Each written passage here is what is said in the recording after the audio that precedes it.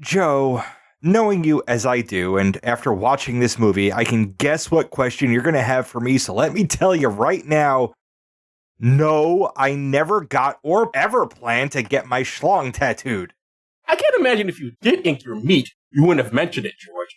It would be weird that you feel free to tell me about your hemorrhoids, but think a tat on the dick was too personal to share. Getting inked down there has got to be rare.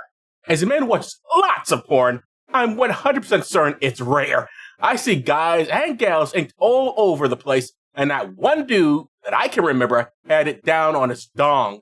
But out of curiosity, I did some research. If you're about to show me some pics with tattooed dicks, I'm going to pass. Why are we rhyming so much? It's just how I wrote this opener. Don't worry about it. It wasn't intentional. But no, not that type of research, just on whether or not you can even get that done. I think these days, and even back in the 90s, the technology was such that you could. I mean, you just kind of have to get hard and go from there. Well, yeah, you're right. Penis tattoos are possible, but you don't even have to be erect to get it. I'm sure, but tattoo artists aren't sex workers. They don't need you sporting wood to get the job done. And also, your tat is supposed to look like the state your body part is normally in, and guys don't walk around with 24-hour hard-ons. No, they don't. For what I read, artists stretch the flaccid phallus out, then ink away. Hurts like hell. No kidding? The shrinkage must be worse than sticking your pecker in ice water. Or Ann Coulter. I think those are the same thing, buddy.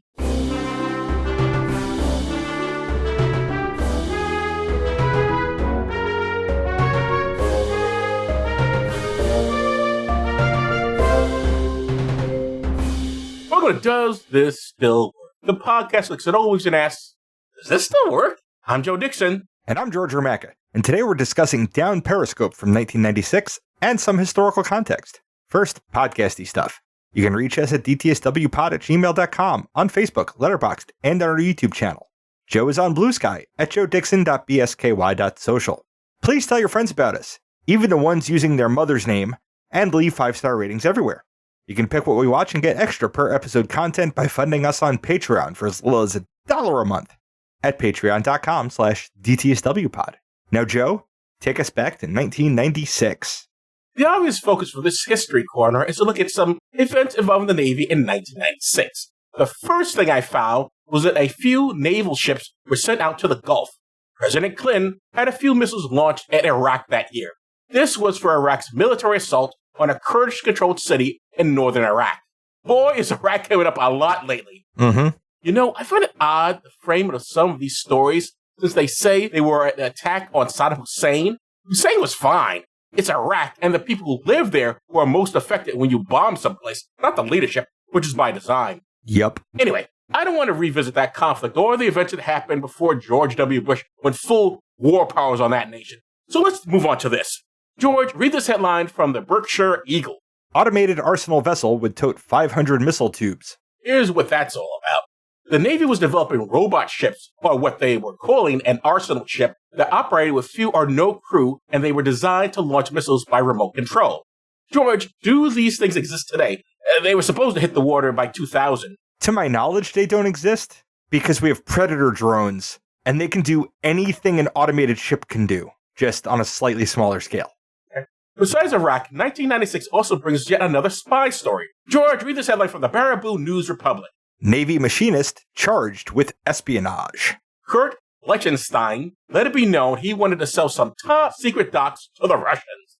The FBI got wind of it and set up a sting operation where he thought he was dealing with Russians, but they were really feds. But get this, George, at the time of his arrest, he was an active duty instructor at the Naval Nuclear Power School in Orlando, Florida.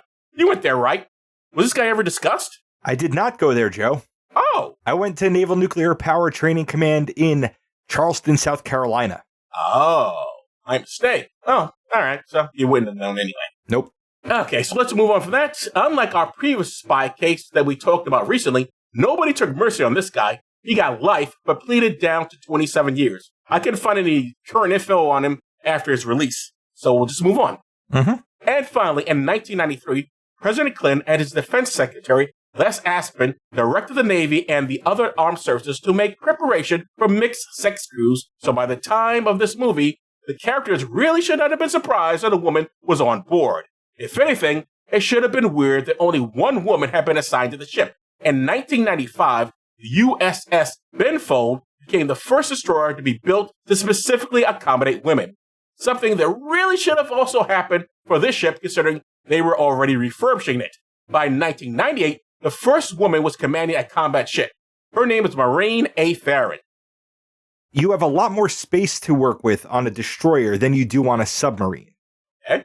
Trying to give the adequate privacy on a submarine is way harder than on a destroyer. There's gotta be. There's no mixed sex submarines? Let's find out. We didn't start integrating women onto submarines until 2010. Wow. Okay. It started with the Virginia-class submarine, when they started, building the submarines to have that compartmentalization in them. All right, so apparently I'm wrong, but it seemed alien to me that the guys would find it weird that they're serving with women. Guess on submarines they still weren't. Okay. Mm-hmm. I stand corrected. Now, I couldn't find any stories for that year on sexual harassment, but New York Senator Kristen Gillibrand has done extensive work on abuse against female service members. Just in 2017, she called on the Inspector General to investigate allegations of the Navy protecting high-ranking officials who are accused of sexual assault. But this film is too chicken shit to get into any of that, so whatever. I think, yeah, but then I guess it would have been a different movie and not so much a comedy. Yeah, it would have been a very different movie if there were comeuppance other than losing shore leave for their mistreatment of their sole lady member. Well, anyway, George, tell us about Down Periscope. Okay.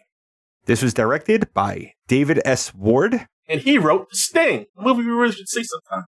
Mm-hmm. And he also directed Major League.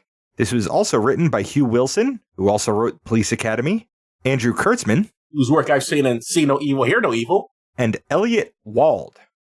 For blurbs, IMDb says Lieutenant Commander Tom Dodge is assigned as captain to the USS Stingray, an old diesel-driven submarine that has seen better days. True statement. Now, before you do the next blurb, maybe do a little stretching, get yourself in shape there, and then go! I don't see a single parenthesis in that blurb, so I'm okay. YouTube says Kelsey Grammer stars as Lieutenant Commander Thomas Dodge, a free-thinking yet undeniably capable officer whose first command in the U.S. Nuclear Submarine Corps turns out to be a World War II-era diesel-powered rust bucket that hasn't seen active duty since Benny Goodman topped the song charts. Okay. Oh, so they're getting jokes in there. That was cute. However, you can't say that his first command is in the Nuclear Submarine Corps if it's not a nuclear submarine. Fair enough, but I mean, why is that even... The blurb is supposed to be about the film. What is this? They're doing bits here. And it continues, concerned about the threat of quiet diesel-powered submarines now being sold off to unreliable third-world countries by a cash-strapped Soviet Union, the Navy develops a war game to determine if Dodge's leaky Stingray can somehow tiptoe past the nuclear defenses along the American East Coast. Dodge is given a grab bag of greenhorns, malcontents, and just plain idiots to pilot the old sub. See, they lost me on just plain idiots, too. Now Tom Dodge must not only contend with an ancient vessel, he must make sailors out of a motley crew. Gee, I wonder if he'll succeed. I wonder. Well, it's a real mystery there. Down Periscope opens to aerial shots of Norfolk Naval Shipyard, which is where I reported to the USS George Washington after my nuclear power training. So while you weren't in Orlando, you were here. Yep. I knew some parts of this movie had to overlap with your life. Well, this is where I got on my ship. From there, we split between two locations. The first location is topside USS Orlando, a Los Angeles-class nuclear attack submarine. An attack submarine is different than a ballistic missile submarine. Okay, really? What's the difference? Ballistic missile submarine, their whole job is to go underwater and fucking stay there for as long as they can. They were our mobile launch platforms for nuclear weapons. They were our ace in the hole in the Cold War. Attack submarines had a little more flexibility in that they could, go after other ships. And is one of those a destroyer or a destroyer third ship? A destroyer is not a submarine of any kind. A destroyer stays on top. Okay. Here, our protagonist is overcomplicatedly whacking golf balls over the water onto a nearby green and implicating several crewmen in his antics. At present, Lieutenant Commander Dodge is the executive officer of the Orlando. His commanding officer, Commander Knox, chastises him for this behavior. Now, this is obviously established what a wacky guy he is, but honestly, him just firing golf balls does not seem that ridiculous or silly. I mean, if the crews have nothing better to do, why not? Who cares? I mean, his use of, like, targeting terminology in the launching of golf balls was silly. That's where it went overboard. But no, I could absolutely see an officer whacking golf balls off a submarine. But also, he doesn't really face any consequences for it. Just a minor dressing down from his CO. Yeah. Tom Dodge is played by Kelsey Grammer, and we've both seen him in X-Men: The Last Stand. And like everyone else, I mainly know him from Cheers and Frasier. And I know him from Anastasia and Toy Story 2, both from his voice work. Captain Knox is played by William H. Macy, who we've seen on the show in The Fargo. And I've seen him Boogie Nights, Seabiscuit, Wag the Dog, Radio Days, and The Last Dragon. And I've seen in Mr. Holland's Opus, Air Force One, and Jurassic Park 3. Meanwhile, in a boardroom, a bunch of Navy higher-ups, including one Vice Admiral Winslow, debate Lieutenant Commander Dodge's merits, faults, and whether he should be assigned his own command. His merits include academic achievement. His faults include impulsiveness, recklessness, and a ship-to-ship collision with a target near Murmansk, Russia. One Rear Admiral Graham, who will be Dodge's nemesis going forward, sums things up thusly. I don't think it's good policy for the Navy to hand over $1 billion piece of equipment to a man who has "Welcome Aboard" tattooed on his penis. Now, I didn't ask you, have you seen this picture before? Yep. Was that hilarious to you when you first heard it? Yep. That makes one of us. All I can think of, what dumb asshole would get his dick tattooed, and other people know about it. Up to the point, wait, these are the admirals. How do these guys know? I can maybe his other guys on his ship would know, but why would they know? Good question, Joe. I mean, they don't examine you when you're going up through the neighborhood. They give you a physical exam, what tattoos you have on your body. Nope. Admiral Winslow is played by the fantastically named Rip Torn. For the show, we've seen him in, well, technically for somebody else's show, we've seen him in The Beastmaster. Yeah, I guess that was someone else's show, yes. And we both seen him in Men in Black. And I've seen him in Wonder Boys and Crazy Joe. And I've seen him in Freddy Got Fingered and Dodgeball, a true underdog story. You really like the classy movies. Yep. Admiral Graham is played by Bruce Dern, who I've seen in Once Upon a Time in Hollywood, The Peanut Butter Falcon, The Hateful Eight, Nebraska, Django Unchained, and Support Your Local Sheriff. Back on the Orlando, Knox continues his chastisement of Dodge, but stops in awe when he reads a decoded message saying that the Admiralty has indeed granted Dodge his own command. Yeah, other than tattoo dick thing. All right, he's reckless. Although, I don't remember. Did they get into the part where what happened when he crashed his ship? Because it said that one of the things that it gets... said he was following a target and he crashed into it. Okay. Yep. Dodge reports to the Atlantic Submarine Command, or Cobb Sublant, because when the Navy acronyms things, they mix all the words up for some fucking reason. Admiral Graham takes him to his new command, the USS Stingray, a Baleo-class diesel submarine, recently recommissioned and covered in rust. Dodge is crestfallen. Now, what the hell is a Baleo class? It's just the class. It's that kind of submarine. Is it a Deo class? Is it a high school class? I refuse to answer that question unless you sing Deo. Is it a Deo? Deo. Is it because I took the outtakes and had you singing Deo? No, just because you're using that word, you have to sing it. It is my rule now. Deo class. Diesel ship it to submarine, go home. I'm sure they would like to. Anytime they're deployed. Next thing anybody wants to do is go home. Why is it? But seriously, what is it named after somebody? What's a Baleo? I don't know what the difference is between the different diesel class. I barely know the differences between nuclear submarines. Okay. He takes his concerns to Admiral Dean Winslow and learns that this is a special command as part of a war game, where he will be playing the part of a rogue diesel sub-commander to probe U.S. Navy defenses around Charleston, South Carolina, and Norfolk, Virginia. This is our second War Games movie. Yep. Buffalo Soldiers also had a War Games thing. Yep. How often do you boys play games in the military? All the time. Ah. Yeah.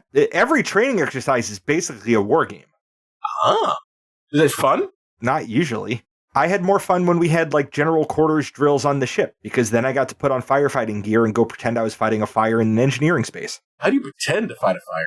You put on all the gear, you grab a hose, and you form a fire team, and you advance down the stairs into the engine room where there is somebody waving a thing being like, there's fire over here. Oh. It's a sweaty, dirty mess, but it was different than the normal routine, so it was therefore fun. Dodge is not hopeful that he could win such an exercise, and unless he does, his naval career is finished. If he does win, he wants command of his own nuclear sub. Admiral Winslow says he'll see what he can do, and he's giving Dodge 2 live torpedoes with which to sink a dummy ship in Norfolk Harbor. Is that accurate? Given live rounds? I don't see why not. Really? Play war games with actual ammunition? If you're launching against the ship you're intending to scuttle, yes. Okay. The next day at 0700 hours, on the dock where the Stingray is moored, Dodge gets to meet his crew. A bunch of movie misfits, if ever there was one. Yeah, that should be a big word on the screen saying cliche. Yep. It's just like, oh God, how many times have we seen this in movies we've seen for the show, let alone in our own lives? Mm-hmm. Lieutenant Marty Pascal is his new executive officer. Marty is an overbearing, obnoxious jerk. And he's played by Rob Schneider, whom I've seen in Men Behaving Badly, the TV show, and I guess I saw him on Saturday Night Live. And I've seen in Home Alone 2, Lost in New York, Demolition Man, Judge Dredd, The Waterboy, Big Daddy, Deuce Bigelow Male Gigolo, Little Nicky, Mr. Deeds, 50 First Dates, and You Don't Mess with the Zohan. Good Lord. No, I'm not a Rob Schneider fan. I'm more of an Adam Sandler fan, and he's like Adam Sandler's best fucking buddy. Sorry, do you know this about both Mr. Kelsey Grammer and Rob Schneider? Both hardcore Republicans. Well, they can go get fucked then, can't they? With a cactus. Schneider, most especially. In fact, he just had a stand-up set at some right-wing event, and they had to get rid of it because they thought it too vulgar. Wow. Seaman Stanley Spots Sylvesterson has a gambling problem, and he's played by Jonathan Penner, and I've seen him in Coneheads. These lines you're giving is pretty much sums of the characters perfect in the sense that no one really grows. Everyone stays at the exact same level. Yep. He's going to be overbearing. He's going to be in the gambling. Nothing changes for anybody. Yep. Sonar technician second class E.T. Levicelli hears everything and can speak whale like Dory from Finding Nemo, and is, according to himself, very trustworthy. Sonar is played by Harlan Williams, who we've both seen on the show in Dumb and Dumber, and I've heard in Sausage Party, and I've seen in There's Something About Mary, Half-Baked, and Wag the Dog. I've seen him in Freddy Got Fingered and heard him in Robots and Meet the Robinsons. If someone's hearing is that sensitive, you think in normal conversations you'd have earplugs or something? Because his ears would be hurting all the time. This dude can hear a lot. Yes, Joe. I can't make any sense of this random assigned superpower in this non-superhero movie. Yeah, he's Daredevil, but he can't hear heartbeats. Mm-hmm. Engineman First Class Brad Stepanek, which Stepanek is a not uncommon name in the Navy. I knew a couple of them. Really? Yeah. Oh, okay. He's escorted onto the pier by Shore Patrol, and he promises explicitly to be a pain in the ass. Stepanek is played by Bradford Tatum. Now, in your entire time in the Navy, have you ever heard anybody being brought to the ship by Shore Patrol? Something that happens? I mean, there was one night where I was brought to the ship by Shore Patrol, but... What were you doing? I was in a place I shouldn't have been, and Shore Patrol found me there very drunk with a bunch of enginemen and just escorted us back to the ship. We weren't in any trouble. They just made sure we got back to the ship. Okay. Even this movie realizes that they can't introduce the entire crew this way or it'd be boring, so we go into the ship's berthing compartment to meet some more of the crew. Berthing is where you sleep in a ship, Joe. Okay. It's not where you give birth to things. Do you know why it's called berthing? I do not. Okay. First, we meet the movie's obligatory fat joke and ship's cook, Seaman Buckman. And Buckman is played by Ken Hudson Campbell. Who I've seen in Herman's Head. Long ago TV show that no one remembers. I've seen him in Home Alone, Groundhog Day, Armageddon, heard him in Titan AE, and seen him in Coyote Ugly. Now, your jokes about yourself is that you're too fat to serve. Would he come in that category? He would. There is no fucking way he would still be in the Navy. Okay.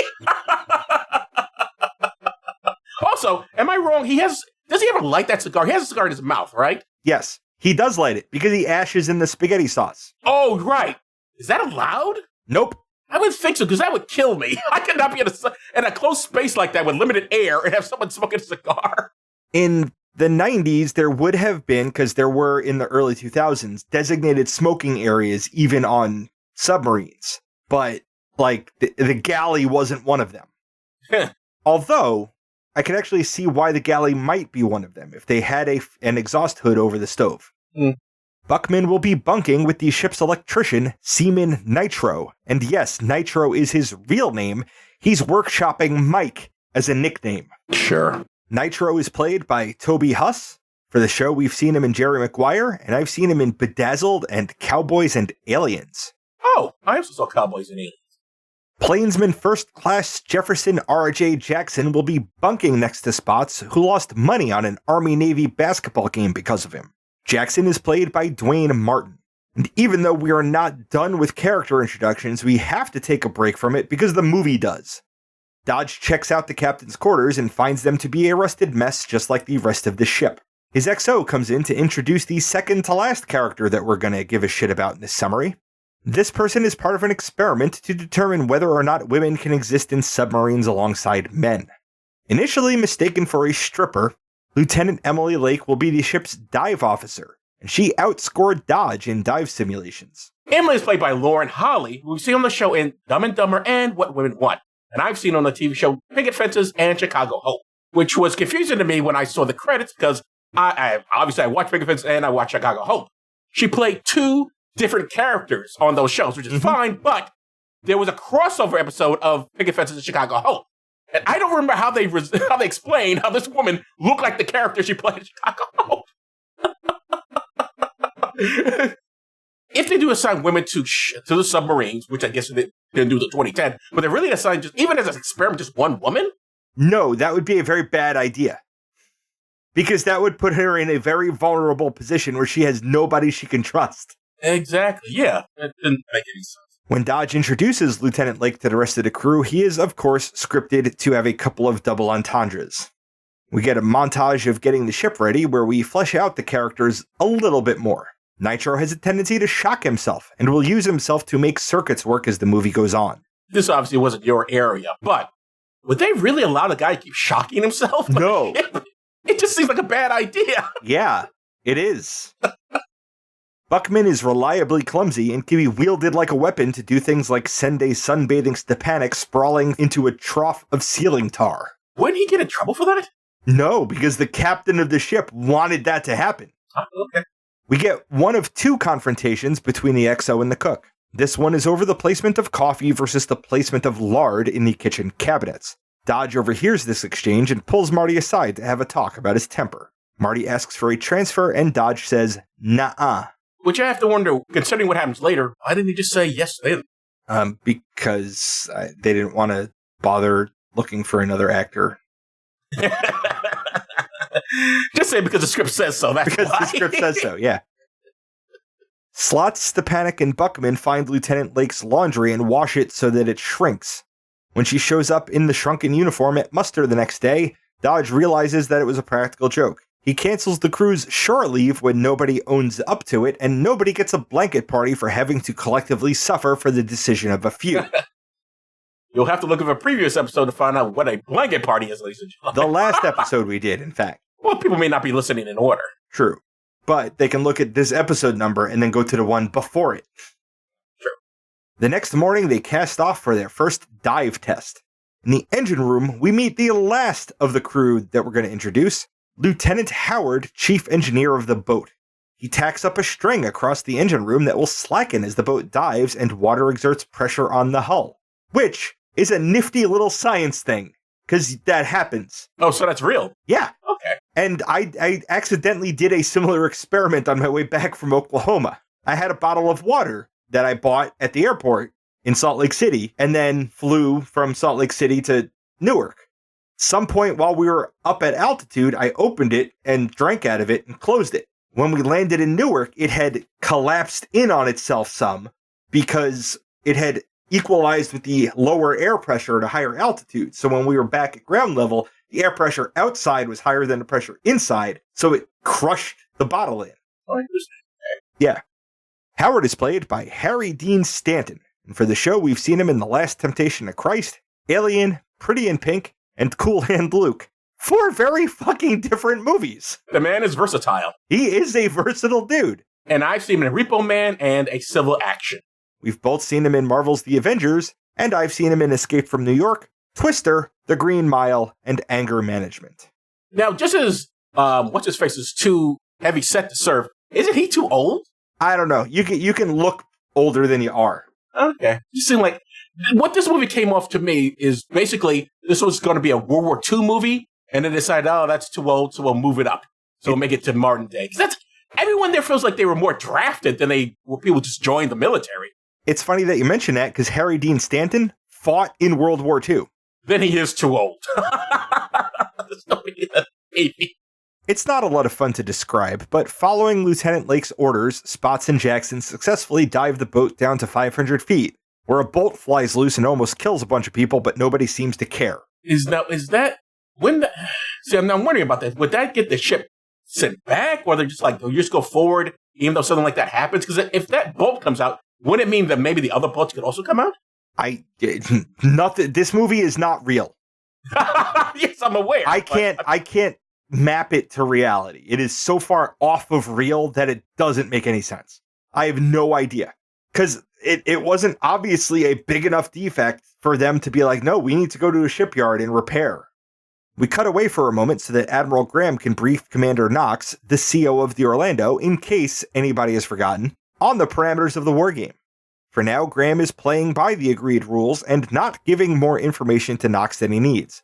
What he needs to know is that an unknown submarine is going to attempt an infiltration of Charleston Harbor.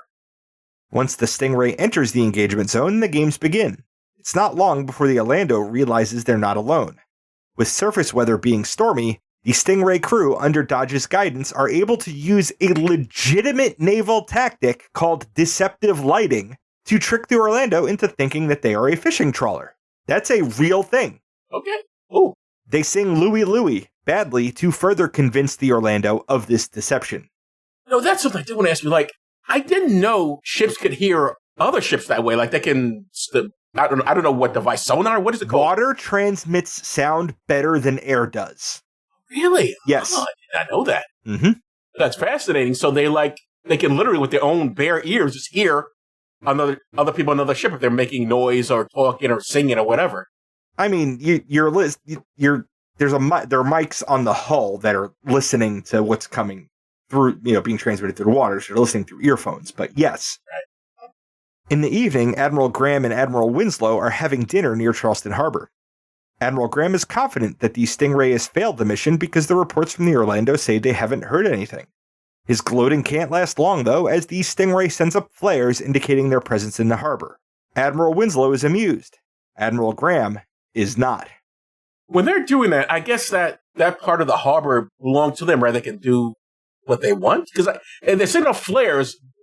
Does the local authorities know about this, or I presume, or you have no idea how this? I mean, if the Coast Guard's around and they see a submarine surfacing to launch flares, they can call out to the submarine and be like, "Hey, you guys okay?" And they're like, "No, we're playing a war game." And the Coast Guard will be like, "Yeah, fuck, okay, whatever." Okay.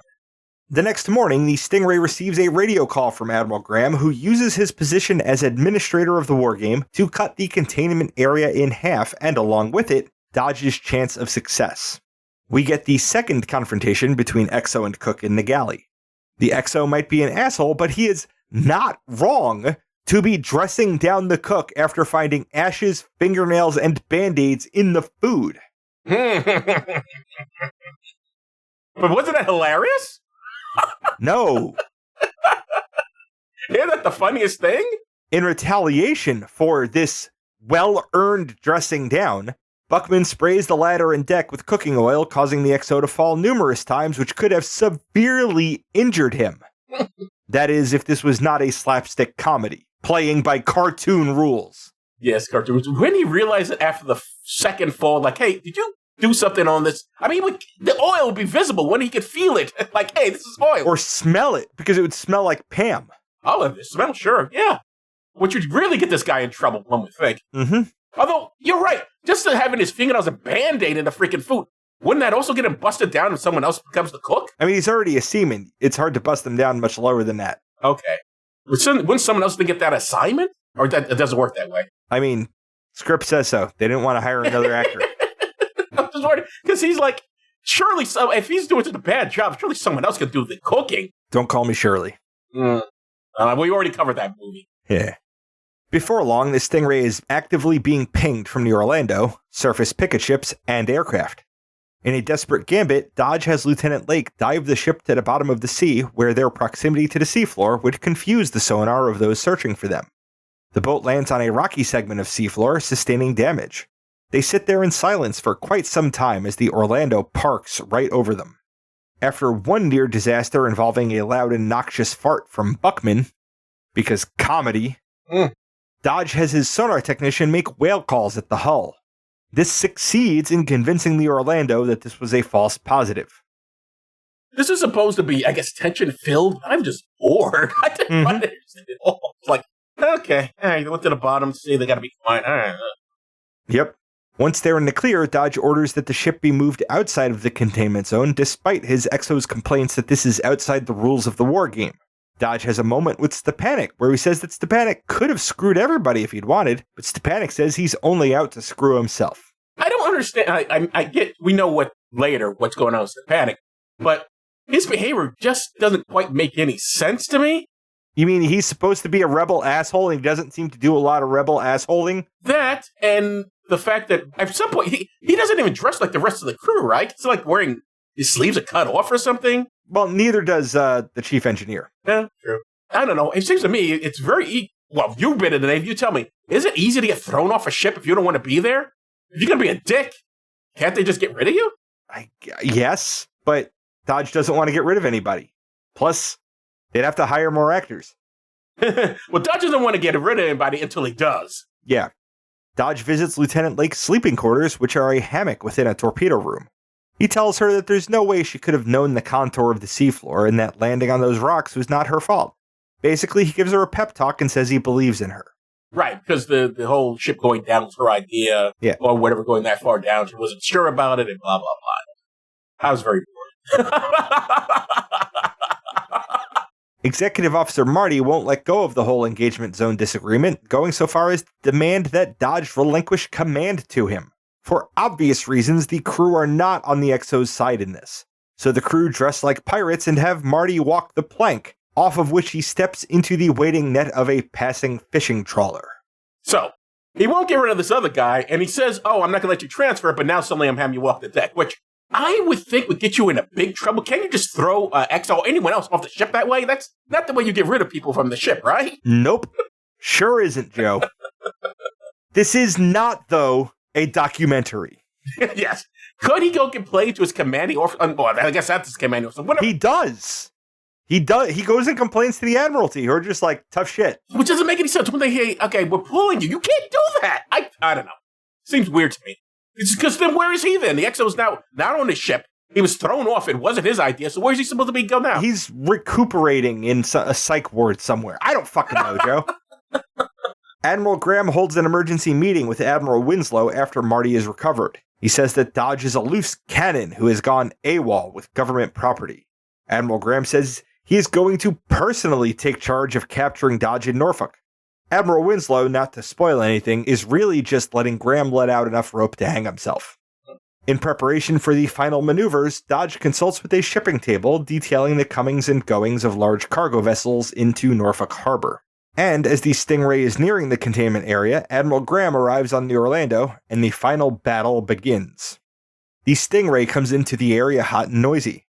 The Orlando and all of the other ships have them on their scopes. Dodge's plan is to maneuver their ships between the screws, or propellers, of the Denali, a large shipping freighter, to confuse the sonar returns of the chasing ships. Lieutenant Lake is hesitant to make this maneuver herself and asks that she not be made to. Dodge takes the con and orders the maneuvering, but does so sloppily in a successful attempt to goad Lieutenant Lake into taking command herself. As they pass the container ship screws, the turbulence causes pipes to burst in the engine room. The chief engineer gets knocked out, and Stepanek runs back there to help. Why? Because the script says so. Well, I mean, because he's on the ship too, and if their engine room floods, they all die. Yeah, okay. But then the others would be running back. Why do we need him to do it? Yeah. They get the leak stopped and the ship squared away under the container ship. The Orlando loses them. On the Orlando, this prompts Admiral Graham to take personal command of the vessel, an act that Commander Knox is most certainly not a fan of. From here on out, it is a race. The chief engineer regains consciousness and pours whiskey into the diesel tanks to thin out the mix and get 50 more rotations per minute on the screw. You guys get whiskey on your ships? Not from the Navy. With the Orlando gaining on them, Dodge gets a quick and dirty firing solution on the dummy ship and fires his 2 torpedoes. Before they can impact, the Orlando calculates out a firing solution that Dodge is forced to acknowledge. However, since his torpedoes are already in the water, as long as they hit their target, he still wins the exercise. His 2 torpedoes do in fact hit their target, not going wide or going under it and hitting anything else in Norfolk Harbor, thereby winning the war game for Dodge. Which we're all supposed to cheer for. Yeah. I guess. In the aftermath, Admiral Graham protests to Admiral Winslow that Dodge had left the containment area. Winslow says that Dodge had orders from himself and that Graham can forget about getting that 3rd star. Which, Buffalo Soldiers also involved somebody trying to get their 3rd star. True. And it also involved a war game. Yeah. Trying to get a star. Yeah. So I guess that's a thing? I don't know. The crew debarks the Stingray and stands at attention for Admiral Winslow, who gives Dodge command of a new Seawolf-class nuclear submarine. He also thanks Dodge for getting his son, Stepanek, it's his mother's name, squared away. Dodge insists that he be allowed to use his current crew on the new ship. Now, yes, I can understand why they didn't bond with the XO. Rob Schneider's an obnoxious guy. But where did this bonding with some loyalty to this captain come from? Good question, Joe. Finally, Dodge and Lieutenant Lake walk away, with Dodge relaying the story about his tattooed penis as they head into what is sure to be a problematic romantic relationship. Which I'd forgot to mention in the summary. After they win, she kisses him as if this lieutenant in the Navy who graduated college doesn't know any way to say thank you other than to lock lips with somebody.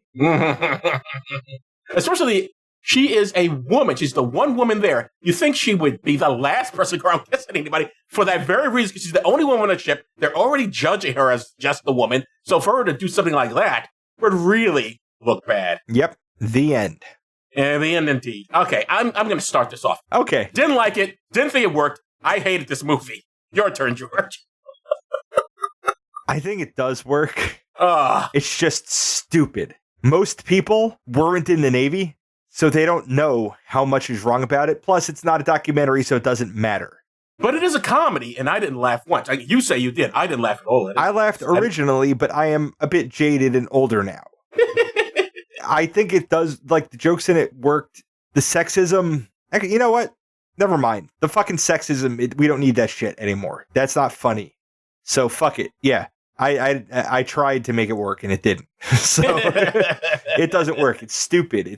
It's not accurate enough to be interesting. The jokes are dumb enough to be boring. And everything is a fucking cliche. So no, it doesn't work. I mean, I would give it credit because apparently there's some stuff. I didn't know about the Navy stuff, and you telling me, no, they got that correct. And so they do know about the maneuvers. Obviously, some of the people who put this film together obviously were in the Navy themselves. Yeah. Or someone did good research. I don't know which. I'm going to guess they probably were in the Navy. Regardless, I didn't believe these characters. I didn't see where they all suddenly bonded and become a crew. I don't know why they would do that. When they throw Rob Schneider off the ship after that whole walking thing, I'm like, I've never been in the military, so I don't know, but that seems like something you would get into trouble for really bad. Mm-hmm. I just can't see how that could just be brushed off. And poor Lauren Holly, she really has nothing to do with other than to be the woman. Yep. And everyone's a cliche, this heavy-set dude, of course, he's fat, ha, ha, ha, ha, and he's got the cigar. And I don't know. No one really develops beyond their little narrow space, and it's just not an interesting film to me. Didn't laugh, didn't enjoy it. Don't think it works. Okay. Doesn't work. Okay, George, what is up next? This was the second of our rewards for Aaron, our longest helping patron, as we get caught up on his requests. Next week, we'll be talking about his last one for this year, Starship Troopers from 1997. Ooh, I've never seen that. You're not going to like this one either. We'll see. I'll have an open mind.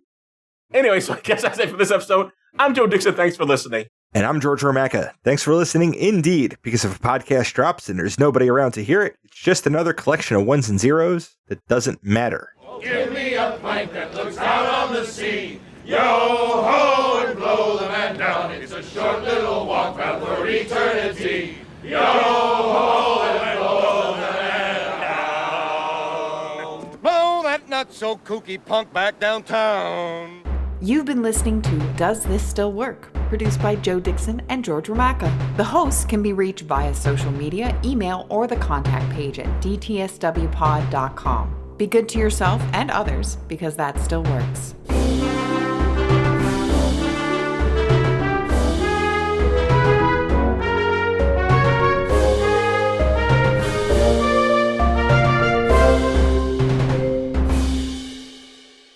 Wow, I didn't read ahead. No, you did not. I did not. But it's nice that my little improv there worked well with what you had written. Joe, what's your opinion on naps? So, Joe, what's something that you find difficult, but you think should be easy? How do you like your ice cream? So, Joe, what's an assumption that people make about you that is totally wrong? So, what about you do you seem to get the most comments about?